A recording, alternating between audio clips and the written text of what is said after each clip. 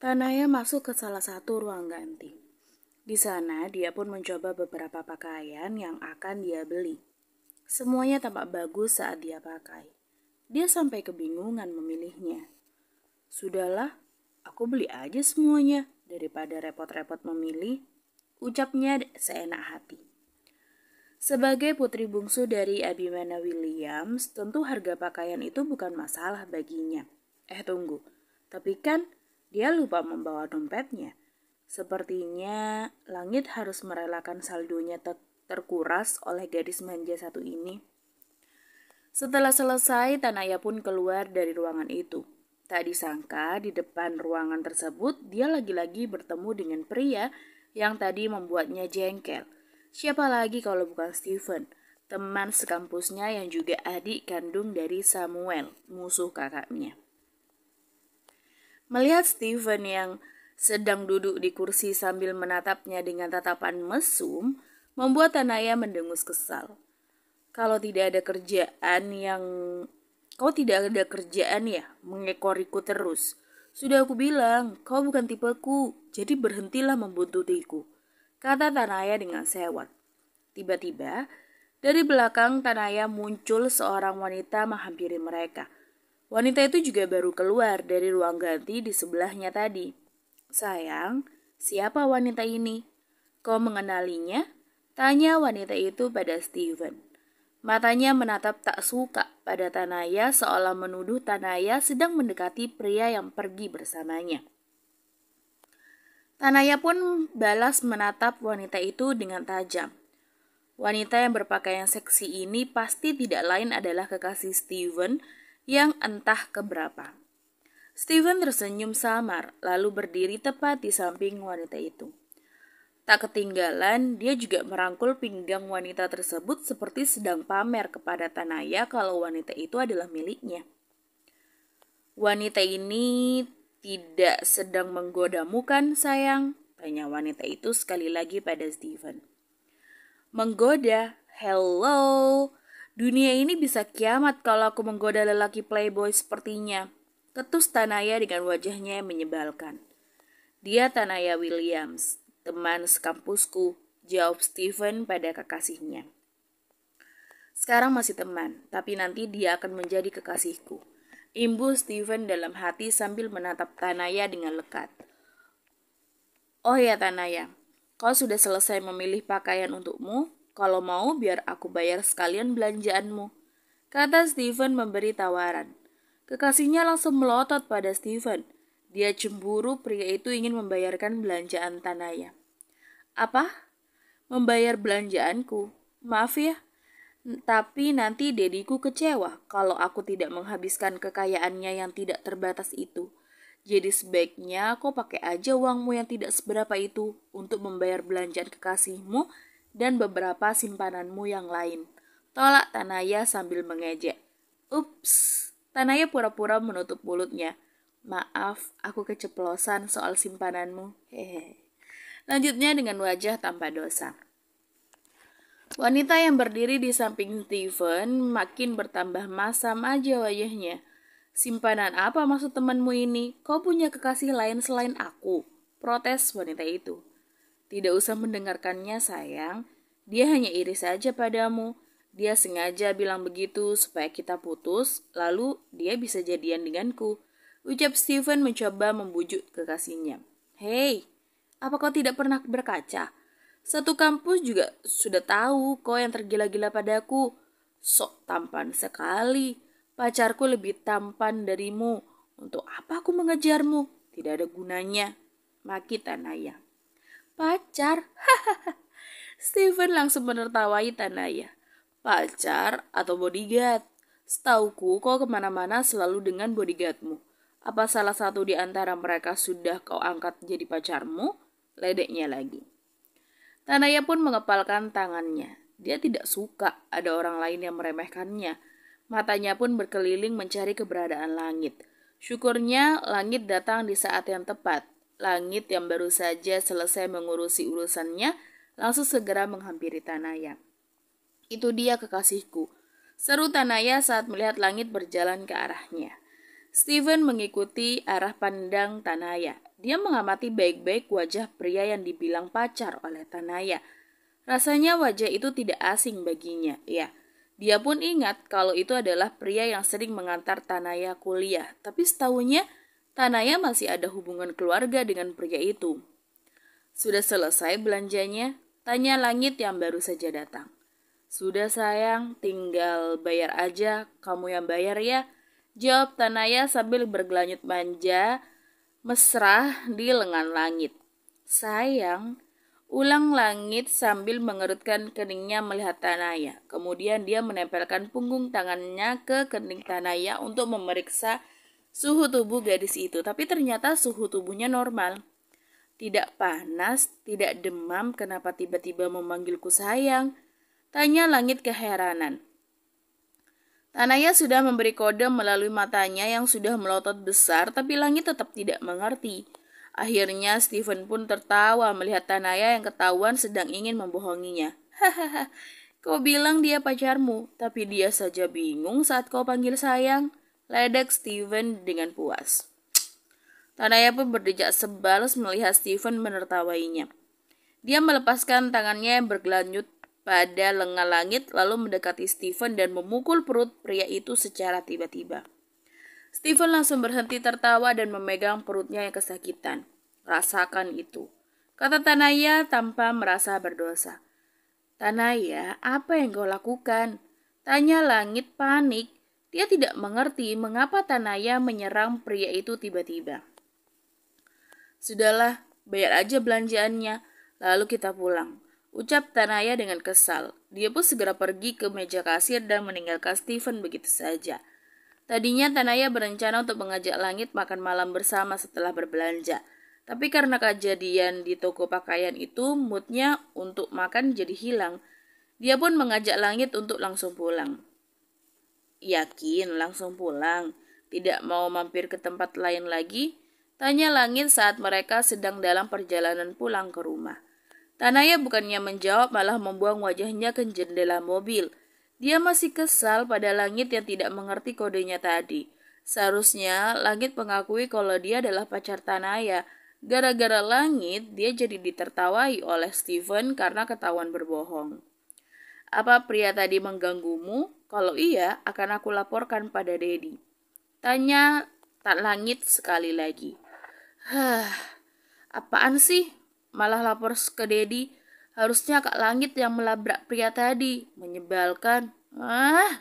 Teriak Tanaya dalam hati. Melihat Tanaya tidak menjawabnya membuat Langit serba salah. Tak biasanya Tanaya bersikap seperti ini. Ya udah, kalau tidak mau jawab, aku tidak akan bertanya lagi. Ucap Langit pada akhirnya. Dasar tidak peka, umpat Tanaya.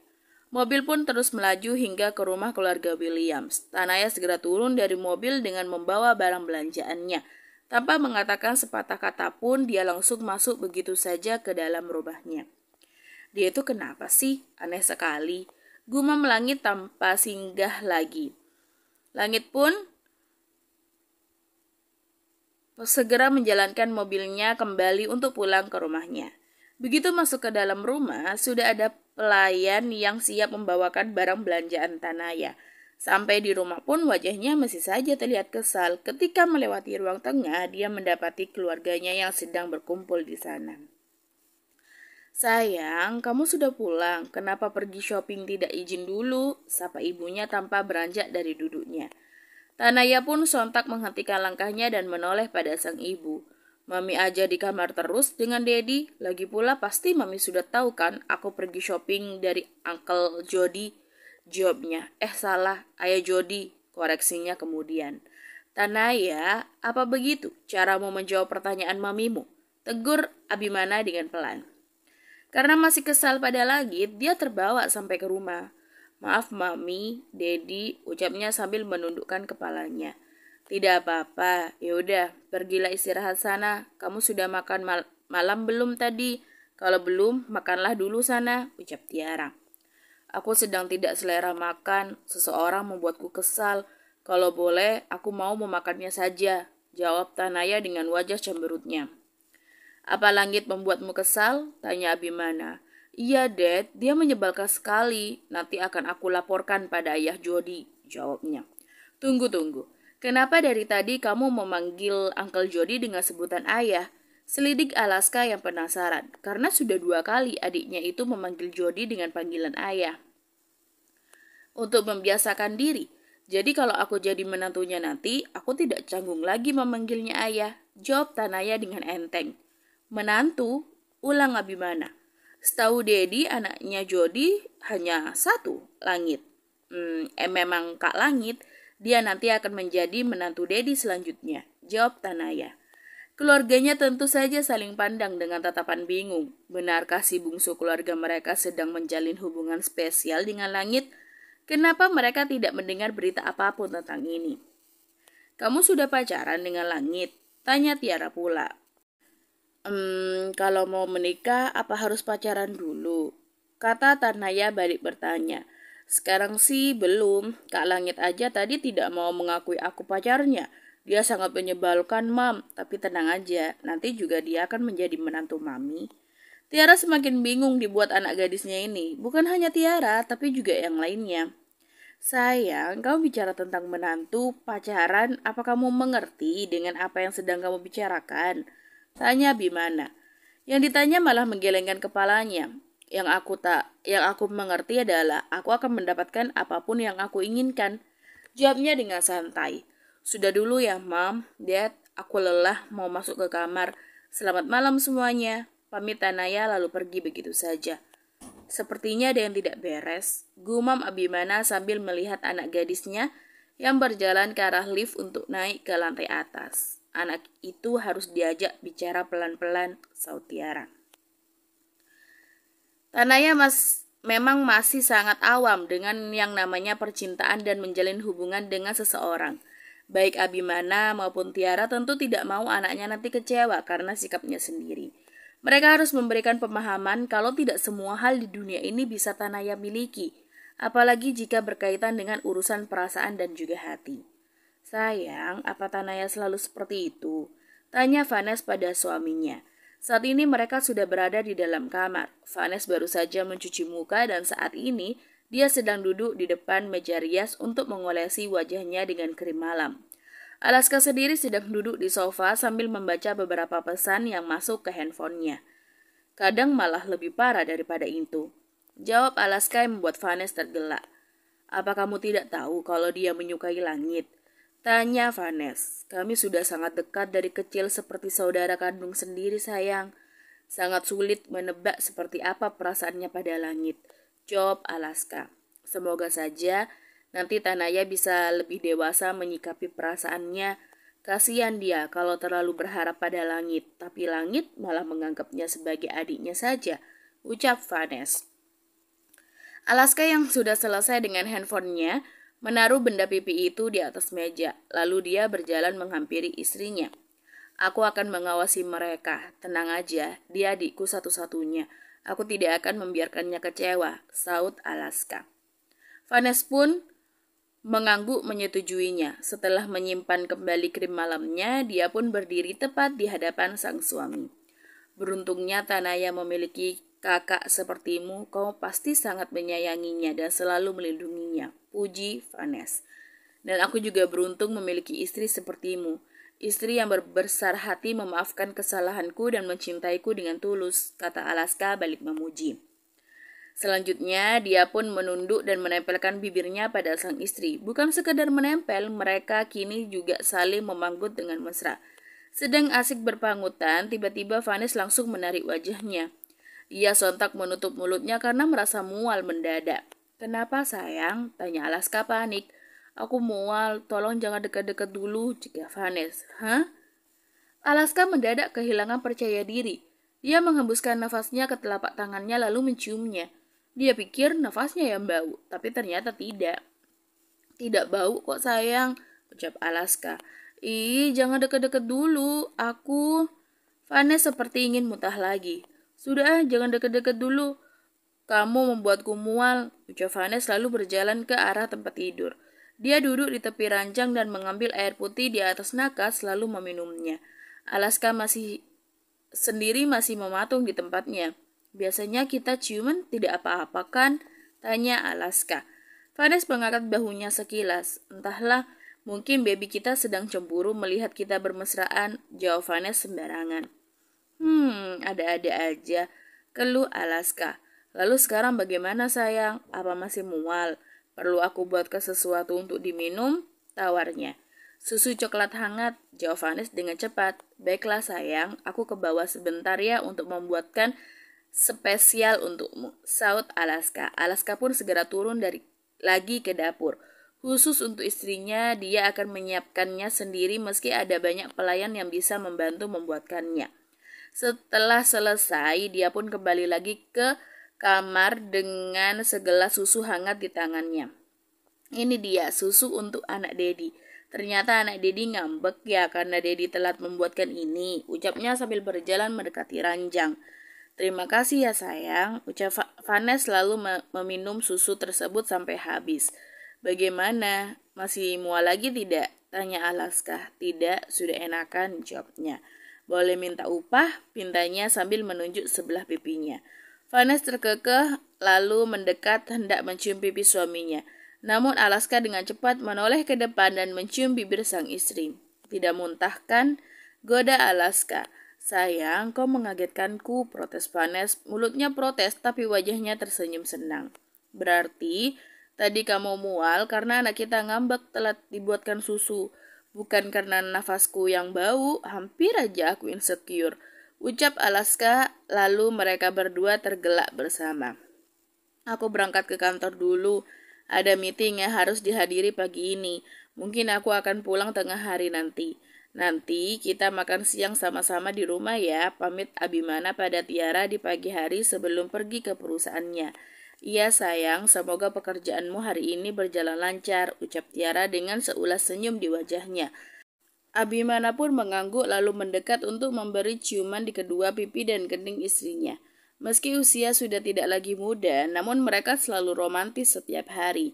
Ada juga Alaska yang sedang berpamitan pada istrinya, Vanes. Setelah sekian lama absen dari kantor, hari ini Alaska harus kembali lagi bekerja di perusahaan ayahnya. Aku berangkat dulu. Kamu di rumah jangan banyak melakukan aktivitas apapun. Ingat, kamu harus banyak makan dan banyak istirahat. Jaga bayi kita baik-baik. Oke sayang, pamit Alaska pada Vanes. Iya sayang, kamu juga hati-hati ya kerjanya. Jangan terlalu kelelahan dan usahakan cepat pulang. Pesan Vanes. Alaska pun mencium kening istrinya itu cukup lama. Kemudian dia juga menunduk dan mencium perut istrinya yang masih rata. Pemandangan seperti ini tentu saja tak luput dari perhatian Tanaya yang berada di sana. Dia jadi iri dan ingin memiliki pasangan juga biar ada yang berpamitan seperti itu kepadanya. Pasti rasanya sangat romantis dan menyenangkan. Sangat menyenangkan sekali bisa punya pasangan.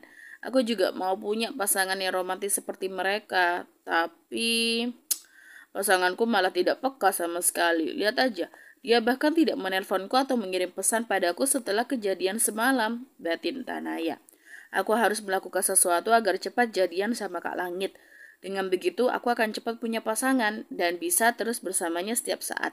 Hahaha, sepertinya aku tahu apa yang harus aku lakukan. Gumamnya dalam hati dengan sebuah ide di kepalanya.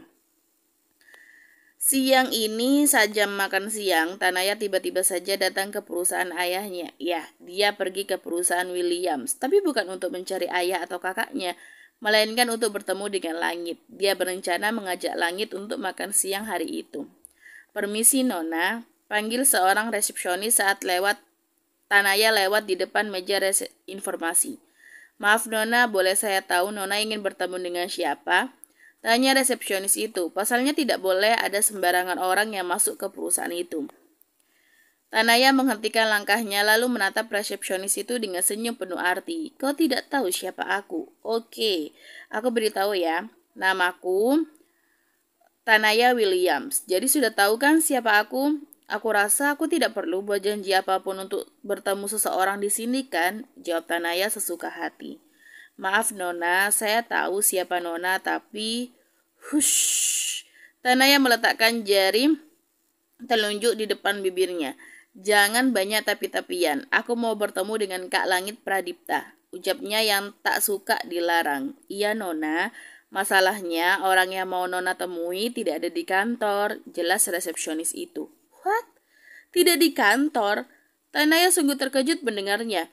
Resepsionis itu pun menganggukkan kepalanya. Tanaya melihat jam tangannya masih menunjukkan pukul 12 siang kurang 5 menit. Seharusnya karyawan baru akan keluar makan siang jam segini. Tapi kenapa langit malah sudah tidak ada? Apa dia tidak bekerja hari ini? Kenapa dia tidak ada? Lalu dia kemana? Tanya Tanaya bertubi-tubi. Tuan Langit sudah keluar makan siang dari jam setengah 12 tadi Nona, jawab resepsionis itu. Tanaya pun berdecak sebal. Tadi sebelum datang ke perusahaan Williams, dia lebih dulu mampir ke salon Madam Rosalinda untuk perawatan manicure pedicure. Dan gara-gara hal itu, ia jadi terlambat menemui Langit. Ya udahlah, aku mau bertemu dediku aja, ucap Tanaya yang berubah pikiran. Tuan Abimana dan Tuan Alaska juga sudah keluar makan siang dari tadi, Nona. Mereka semua keluar bersama setelah selesai meeting. Jawab resepsionis itu lagi. Ih, menyebalkan, keluh Tanaya. Sudah Langit tidak ada. Ayah dan kakaknya pun juga ikutan sudah pergi dari kantor. Apa sekali nasibnya hari ini. Ya udah kalau begitu aku pergi aja, ucapnya. Dia pun berbalik dan tak jadi bertemu siapapun di sana. Dia mengendari mobilnya sendiri dan singgah di salah satu kafe yang dekat dengan kantor ayahnya. Saat masuk ke kafe itu, dia langsung mengambil tempat duduk di dekat jendela kaca. Dia memesan minuman dan juga coklat waffle agar moodnya kembali bagus. Begitu pesanannya datang, dia pun segera melahapnya.